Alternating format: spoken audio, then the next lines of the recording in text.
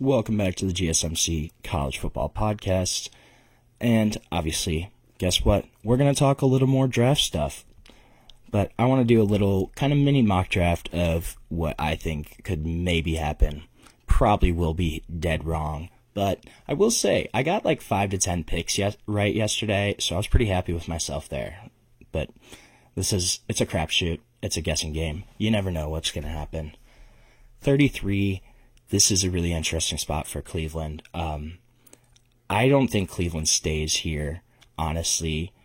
I think they're probably going to trade out realistically, or at a very minimum, they're going to at least field a ton of phone calls for this pick. I could really see a team trying to trade up to either maybe take Shedeur Sanders or take one of these guys that fell out of the first round, like a Will Johnson or a Mike Green. We'll see, though. It's going to be interesting. I think if they do stay, there's a couple of different options. So I had one, though, that's a little off track of the common thinking right now. I think they could go Nick Emmanwori out of South Carolina in one of those two picks. But here's why. I think his talent, the way he can move across the board, just gives the Browns a versatile chess piece. Jim Schwartz can move him around, put him in different formations, probably even bring him down as a sub-package linebacker at some point just because of size. Pairs with Grant Delpit on that back end to give them really much-needed juice. That other safety spot has really been lacking for the Browns past couple years. Juan Thornhill was a big disappointment. Just couldn't really stay on the field. And this is a guy that you pair him up with Grant Delpit. You have two safeties that can do a whole lot around the field and two guys that can fly. I think it'd be a lot of fun. And then also, if you have Greg Newsome has kind of been in trade rumors, got a $13 million cap hit. And I think if the Browns do move on from him, Nick Emmanwori is a guy that can also cover the slot at certain times. So I think just the versatility there, it gives the Browns defense a piece that they really could use. Obviously, they do have other needs. There's a ton of needs on the Browns roster. But, I don't know, I think that's a pick that I wouldn't be surprised if secondary is actually an option for the Browns in the early rounds. I don't know. We'll see. They got a couple of different needs. Texans at 34. They're going to be an interesting choice. It's going to be their first selection of the draft. Really need offensive line help right now. I have them going Jonah Savionea out of Arizona. This is a guy that he lined up at right tackle, left tackle, and right guard during college. Primarily played tackle and can provide depth there in the NFL. I think this is a guy that probably moves on the inside when he gets to the league. But a pretty quick lineman at the combine, timed for the second fastest 10-yard split of offensive linemen. Also ran a sub-5 40-yard dash. Those are really impressive numbers for an offensive lineman, especially when you consider that he is 330 pounds. That's a lot of quickness and athleticism out of a guy that's that frame. And then I think just moving him inside, played 4 games at guard in 2023, and he's a better pass blocker on the inside than he is out at tackle. Houston really needs O-line help. Obviously traded him Laramie Tunsil, added Cam Robinson, made a couple other moves, but they still, at the minimum, can use depth on that offensive line. Jonas Savionea, that's a guy that can definitely add to the depth, probably start at one of the guard positions, hopefully fortify that for the Texans. They need to protect C.J. Stroud better. I'd be pretty surprised if this wasn't a line pick or on either side of the line. I think offensive line is much more of a pressing need for Houston right now, but they draft a guy that can play guard and tackle, gives them some help if they need to move guys across the line. I think it makes a lot of sense for them. Tennessee, it's going to be an interesting. We'll see. I have Luther Burden right now, but honestly, the more I think about it, I think this could be a spot for Mike Green to end up at Titans. could use some edge help too, but I think wide receiver, that's a really pressing need for them right now. They really only have getting up there and injury-riddled Calvin Ridley. That's their top wide receiver right now. Treylon Burks, kind of a bust. They need playmakers on this offense.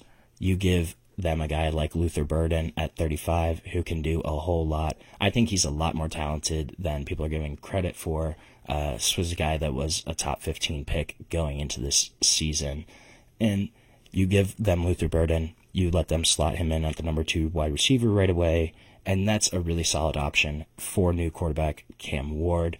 I think pairing those two together as rookies, it would make a lot of sense. They need to go skill position here, I think. But, we'll see what Tennessee does.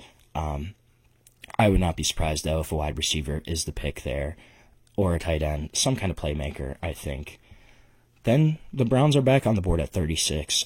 This is where I do have them taking a tackle. I have Arante Airsry from Minnesota, big tackle, 6'6", 330. But the Browns really need tackle depth. They need O-line depth in general, but really need tackle depth right now.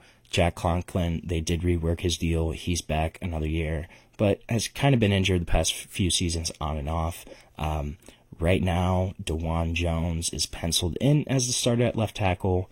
He's also recovering from injury right now and hasn't really played left tackle. Has primarily played more right tackle. So you give them a guy that can slot in at left tackle right away, or, he bring them along slowly.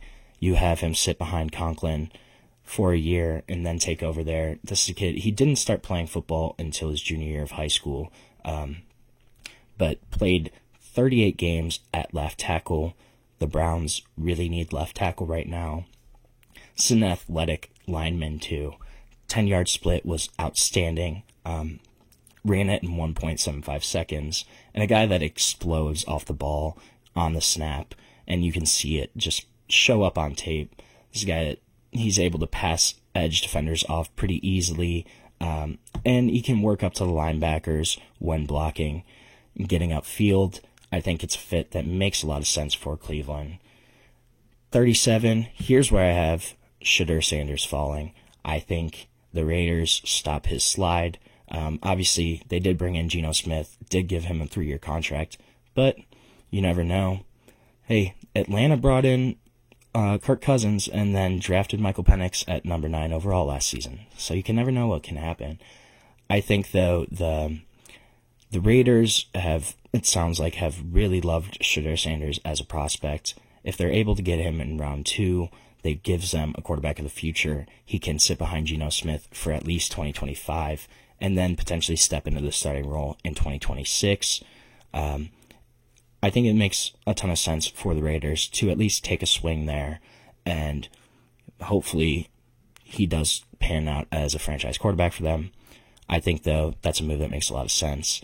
The Patriots, 38, the Bears, 39. I have them both taking running backs right now. Obviously, which running back it's going to be, I don't know. But Patriots right now, actually, I have them taking Quinshon Judkins over Travion Henderson. But there's a reason I think the power-based running game of Quinshon Judkins fits more with what Mike Vrabel is going to try to build there in New England.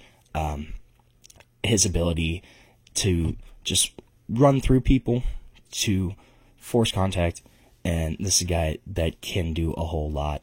I think Quinshon actually is probably a better fit for New England, but then the Bears say, thank you, we're going to draft Mr. Henderson at 39.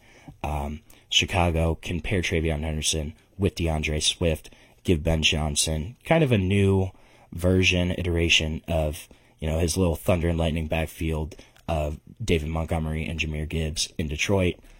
You give them a dynamic threat out of the backfield in Travion Henderson, a guy that can do a whole lot, especially in terms of the passing game. Just really builds that offense around Caleb Williams and gives them another dynamic ball carrier. I think it's a move that makes a lot of sense. I definitely think Chicago probably takes running back at 39. And then Saints at 40. here's where I think Will Johnson's slide is going to end. I think Saints take a cornerback, even if Will Johnson's not on the board. Saints could definitely end up grabbing him. They're in a really good position where they can kind of ease Will Johnson into the starting lineup. They still have Kool-Aid McKinstry, Alontae Taylor, and Isaac Yiadom. So they can come in, be the fourth corner right away, and then kind of ease him into a role where he's building up. But this is a guy that can potentially take over as the number one cornerback and be the number one cornerback in New Orleans for a long time. I think the Saints would be ecstatic here if Will Johnson was still available to them. They get a potential top 15 talent in this draft at the number 40 overall position, at a position that they need. I think it's a move that makes a lot of sense. And then also when you pair that with the Panthers drafted Ted McMillan, the Bucks drafted Emeka Egbuka. So your two of your division rivals drafted wide receivers, adding to that room. You always want to try to combat your division rivals. So what do? You draft a cornerback. I think that could potentially make a lot of sense there for the New Orleans Saints. But we're going to have to see. That's part of the fun of draft weekend, is you never know what can happen. You never know who can be picked. You never know who's going to fall. We're just going to have to wait and find out. It's going to be a lot of fun, though, today. But with that, we are going to end our show for today. Thank you so much for tuning in to the GSMC College Football Podcast. Please remember to subscribe, like, follow, share, whatever your heart desires. And if you want, you can also go to Instagram, Snapchat, Facebook, TikTok, Twitter to get more sports content, more sports updates, all of that fun stuff. But thank you so much and have a great day.